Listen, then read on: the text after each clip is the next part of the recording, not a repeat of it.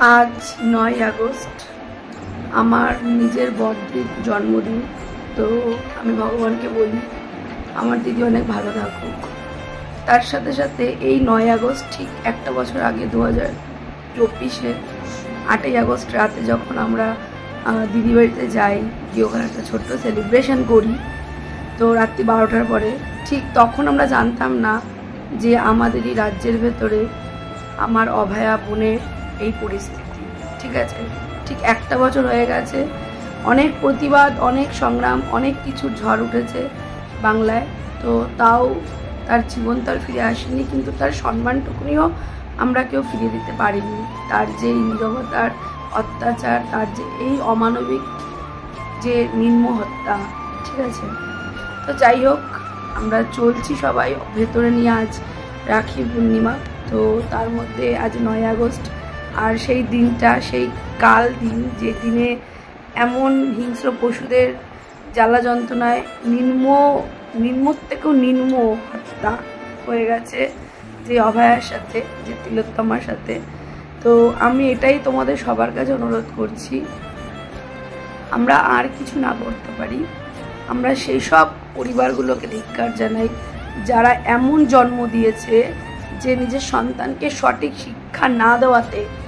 আমরা সবাই চাই যে আমাদের সন্তানরা জীবনে বড় হোক, ভালো হোক। সবার আগে যে শিক্ষাটা প্রয়োজন সেটা হচ্ছে নিজের মনুষ্যত্ব বোধ, মানসিকতা।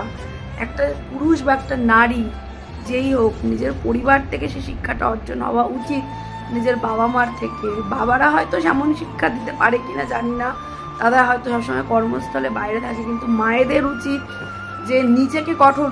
সমাজের মানুষ বলছে তো তোর মা পাগল, চিৎকার করে, বলুক, আমাকেও বলে।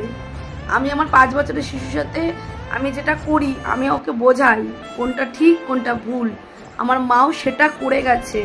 তো আজকে এর জন্য না, যখন কোনো কিছু খারাপ কিছু করতে যাই 10 বার নিজের বিবেকের তাড়না লাগে যে এটা আমার সাথে ভুল। আমরা বনে বনে ঝগড়া করলেও আমার দিদি যদি বুঝতে পারে না আমি বোনদের সাথে ভুল করেছি, বা আমরা বুঝতে পারি, আমরা আবার চেঁচে গিয়ে জড়িয়ে ধরি, কথা বলি। এটাই শেখাতে হবে সমাজে। তা নাহলে আমাদের এই যে নিম্নতর, এই যে কুরুচিকর ঘটনাগুলো, এরা সবাই শিক্ষিত ছিল, এরা কিন্তু কেউ অশিক্ষিত ছিল না। তাহলে আজকের সমাজ কোথায় এসে দাঁড়িয়েছে? শুধু পুস্তক পাঠ করে জ্ঞান অর্জন করলে হবে না।